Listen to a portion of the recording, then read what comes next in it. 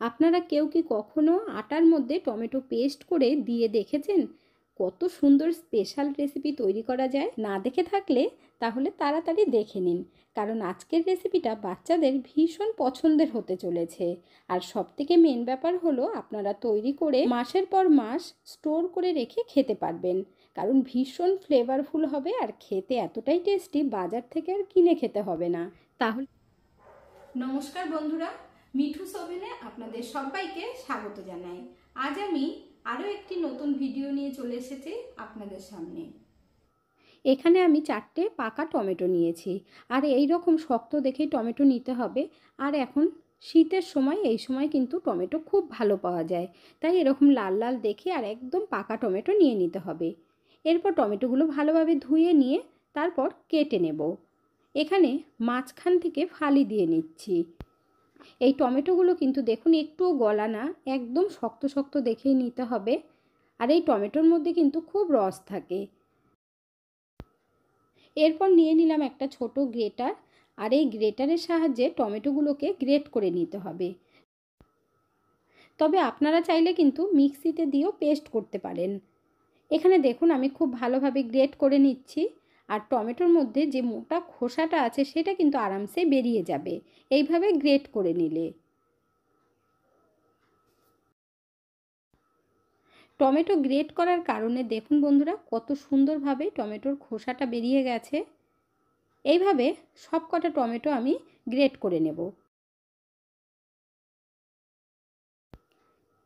এইখানে আপনারা দেখতেই পাচ্ছেন সব কটা টমেটো গ্রেট করা হয়ে গেছে, আর তার সাথে এই মোটা খোসাগুলো আলাদা হয়ে যাবে। টমেটোগুলো গ্রেট করার পরে এখানে আপনারা দেখতেই পাচ্ছেন দানাগুলো রয়ে গেছে। আর টমেটোর মধ্যে যদি কোনো রকম ছোট টুকরো থাকে তার জন্য আমাদেরকে ছেঁকে নিতে হবে, কারণ আমাদের একদম স্মুথ পেস্ট চাই। তার জন্য এখানে একটা বাটি নিয়ে এর মধ্যে ছাঁকনি দিয়ে দিলাম। এখন টমেটোটা অর্ধেকটা ঢেলে দেব। এরপর একটা চামচ দিয়ে টমেটোর এই পিউরিটাকে আমরা ভালোভাবে ছেঁকে নেব, তাহলে আর কোনো রকম দানা থাকবে না। রেসিপিটা তৈরি করতে আমাদের ভীষণ সুবিধে হবে। বন্ধুরা, আজকের রেসিপিটা যদি আপনাদের কাছে ভালো লেগে থাকে তাহলে আমার চ্যানেলটিকে অবশ্যই সাবস্ক্রাইব করবেন, পাশে থাকা বেল আইকনটি দাবিয়ে দেবেন, সবার সাথে শেয়ার করবেন, একটা লাইক করতে ভুলবেন না কিন্তু। এখানে দেখুন কত সুন্দরভাবে টমেটোর পেস্টটা নিচে থেকে পড়ছে, আর এইভাবে চামচ দিয়ে কাচিয়ে দেবেন, দেখবেন খুব সুন্দরভাবে কিন্তু ছাঁকা হয়ে যাবে। এইভাবে আমরা পুরো টমেটোটাকে ভালো করে ছেঁকে নেব। আপনারা এখানে দেখতেই পাচ্ছেন কত সুন্দরভাবে দানাগুলো আলাদা হয়ে গেছে।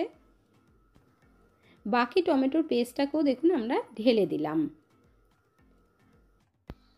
এখানে দেখুন বন্ধুরা টমেটোর পেস্টটা ভালোভাবে ছেঁকে নেওয়ার পর টমেটোর ছোট ছোট টুকরো আর দানা একদম আলাদা হয়ে গেছে। এখানে দেখুন বন্ধুরা টমেটোর পিউরি আমাদের একদম রেডি হয়ে গেছে। এখন যেই কাজটা করব চলুন দেখে নেবেন। এখানে নিয়ে নিলাম মিক্সিং বোল, তার মধ্যে নিয়ে নিচ্ছি 1 বাটি আটা।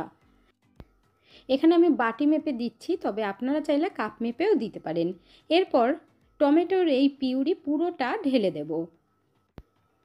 এর সাথেই দিয়ে দেব স্বাদ মতো নুন, কালারের জন্য অল্প হলুদও দিতে হবে, আর দিয়ে দেব লঙ্কার গুঁড়ো 1/4 টিস্পুন, মানে 4 চামচের 4 ভাগের 1 ভাগ।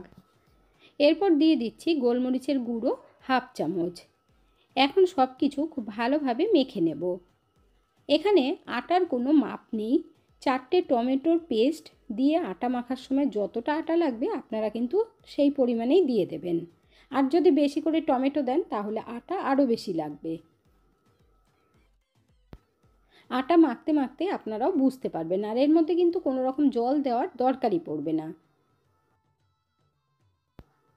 প্রথমে আমি 1 বাটি আটা দিয়েছি, আবার কিন্তু 1 বাটি নিয়ে নিলাম। এখন অল্প করে দেব, অল্প অল্প করে দিয়ে মাখতে হবে। আমরা যেইভাবে রুটি তৈরি করার সময় আটা মাখি ঠিক তার থেকে একটু শক্ত হবে। এখানে দেখুন বন্ধুরা আটা মাখা আমাদের হয়ে গেছে, আর এই আটার ডো কিন্তু একটু শক্ত আছে, খুব বেশি কিন্তু নরম করতে যাবেন না। এখন এর মধ্যে দিয়ে দেব সাদা তেল, 1 থেকে 1.5 চামচ দিলেই হয়ে যাবে। তেলটা দেবার পরে খুব ভালোভাবে আটার সাথে মাখিয়ে নিতে হবে। এখানে দেখুন বন্ধুরা, তেল দিয়ে খুব ভালোভাবে মেখে নিয়েছি। এর মধ্যে আমি কতটা আটা দিয়েছি সেটা আপনাদের বলে দিই। এই বাটি মেপে কিন্তু 3 বাটি আটা লেগেছে আমার। এখন আমরা ঢেকে 10 মিনিটের জন্য আটার ডো রেস্টে রেখে দেব। ততক্ষণে চলুন বন্ধুরা, আমরা একটা মশলা তৈরি করে নিই। এখানে ভাজা জিরের গুঁড়ো 1/2 চামচ পরিমাণে দিয়ে দিলাম। আমচুর পাউডার দিয়ে দিচ্ছি 1/2 চামচ পরিমাণে। যদি আমচুর পাউডার না থাকে তাহলে চাট মশলা দেবেন। দিয়ে দিচ্ছি গোলমরিচের গুঁড়ো 1/2 চামচের থেকেও কম। আর লঙ্কার গুঁড়ো দিয়ে দিচ্ছি 1/4 টিস্পুন, মানে 4 চামচের 4 ভাগের 1 ভাগ। আর দিয়ে দিচ্ছি বিট লবণ স্বাদ মতো। এখন এই গুঁড়ো মশলাগুলো ভালোভাবে মিশিয়ে নিতে হবে। আর এই চটপটা মশলাটা দিলে বন্ধুরা এতটাই টেস্ট হবে, রেসিপিটা আপনারা পুরোপুরি দেখবেন তাহলেই বুঝতে পারবেন। এখানে দেখুন আমাদের কিন্তু চটপটা মশলা একদম তৈরি হয়ে গেছে। এখন আমরা এটা ঢেকে সাইডে রেখে দেব। এরপর যে আটা মেখেছি সেটা আমরা চেক করে নেব। এখানে দেখুন আটা মাখাটা কিন্তু আমাদের সেট হয়ে গেছে, তবে তেল দিয়ে মাখিয়ে রেখেছিলাম, তাই এখন আরেকটু ডলে নিতে হবে খুব ভালোভাবে। ভালো করে মেখে নেবার পর এই আটার ডোয়ের থেকে আমরা বড় বড় করে লেচি কেটে নেব। তাহলে একবারে অনেকটাই তৈরি হবে। আপনারা চাইলে ছোট ছোট করেও বেলতে পারেন, তবে একসাথে একটু বেশি করে আটার ডো নিয়ে নিলে কিন্তু আপনাদের অনেকটাই তৈরি হয়ে যাবে। এখানে দেখুন এইভাবে আমি আটার ডোয়ের থেকে লেচিগুলো আলাদা করে নেব। এখানে দেখুন বন্ধুরা, আটার ডোয়ের থেকে 4টে লেচি আমরা আলাদা করে নিয়েছি। এখন আমরা বেলে নেব। তার জন্য আটা ভালোভাবে ডাস্ট করে নিতে হবে। আরেকটা কথা বন্ধুরা, আপনারা চাইলে কিন্তু ময়দা দিয়ে তৈরি করতে পারেন, তবে ঘরে যদি আমরা আটা দিয়ে তৈরি করি তাহলেই কিন্তু খেতে বেশি ভালো লাগবে। এখানে দেখুন এবার বড় করে রুটি বেলে নেব।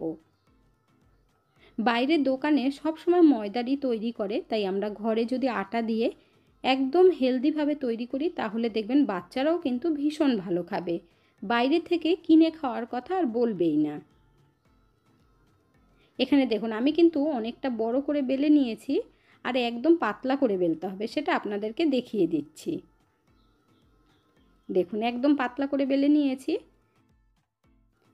এরপর একটা কাঁটা চামচ দিয়ে ভালোভাবে ফুটো করে দিতে হবে, কারণ তেলে ভাজার সময় যেন ফুলে না যায়। এইভাবে ভালো করে ছিদ্র করে দিতে হবে পুরো রুটিটার মধ্যে।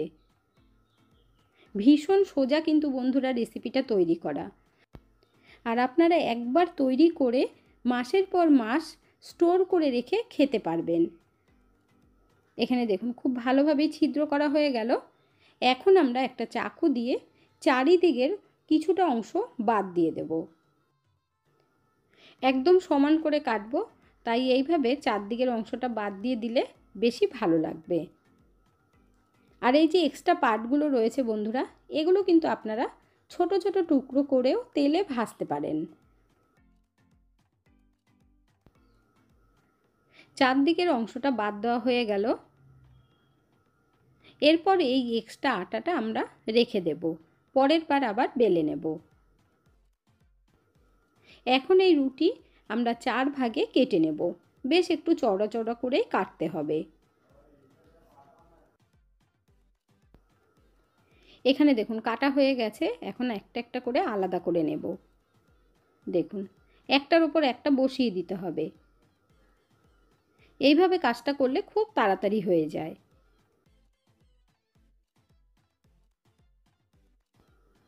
এখানে দেখুন বন্ধুরা, 4টেকেই একসাথে করে নিয়েছি। এবার একটা চাকু দিয়ে কেটে নিতে হবে। দেখুন এইভাবে 3 কোণা করে কাটব, ট্রায়াঙ্গেল শেপ দিয়ে দেব। দেখুন দোকান থেকে সব সময় কিনে খাওয়া হয়, তাই যদি আপনারা ঘরে তৈরি করেন তাহলে দেখবেন বাইরের থেকে আর কিনেই খেতে চাইবে না। এখানে দেখুন বন্ধুরা, পুরোটাই আমাদের কাটা হয়ে গেছে।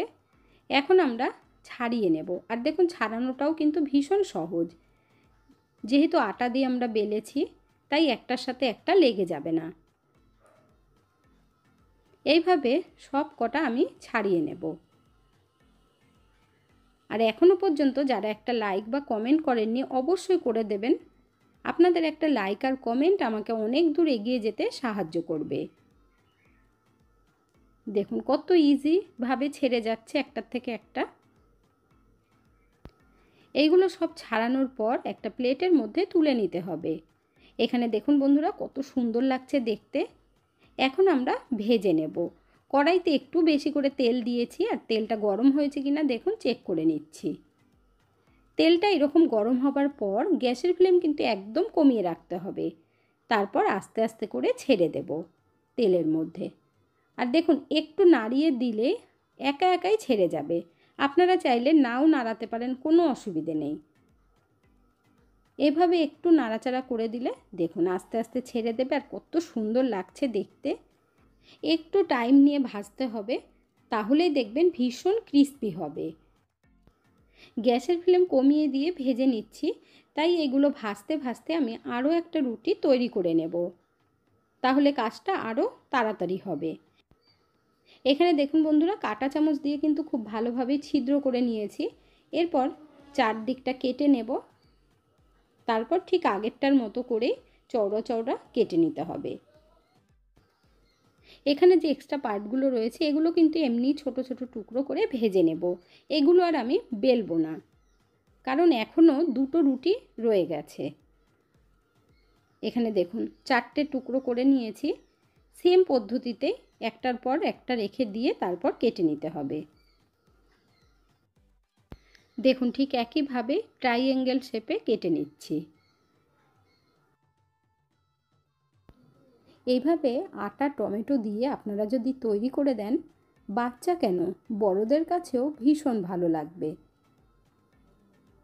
এখানে দেখুন সবকটা কাটা হয়ে গেছে, আর একইভাবে ছাড়িয়ে নিতে হবে।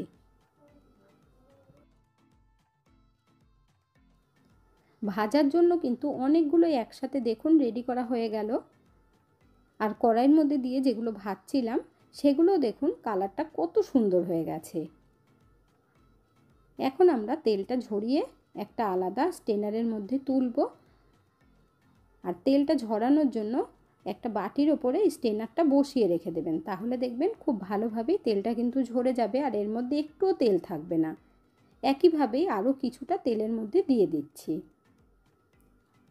তেলে যাওয়ার সাথে সাথে কিন্তু আপনি আপ ছেড়ে যাবে, তবে এখানে তাড়াতাড়ি করে দেখানোর জন্য আমি একটু নাড়িয়ে দিচ্ছি। এই একইভাবে বাকিগুলো আমি ভেজে নেব। এখানে একটা বড় গামলার মধ্যে সব কটা আমি নিয়ে নিচ্ছি।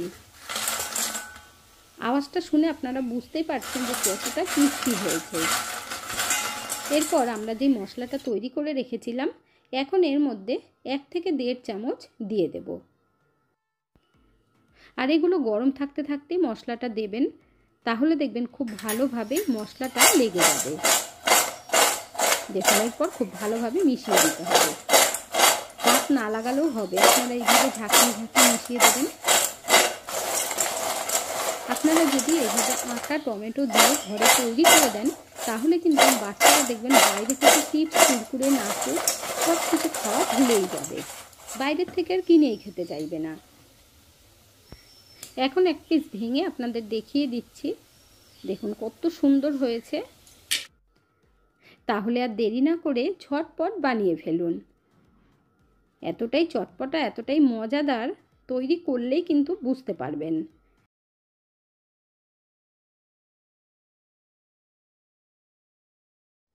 আজকের ভিডিওটা আপনাদের কাছে কেমন লাগলো অবশ্যই কমেন্ট করে জানাবেন। এতক্ষণ ধৈর্য ধরে ভিডিওটি দেখার জন্য অসংখ্য ধন্যবাদ। ভালো থাকবেন, সুস্থ থাকবেন। দেখা হচ্ছে পরের ভিডিওতে। Thank you.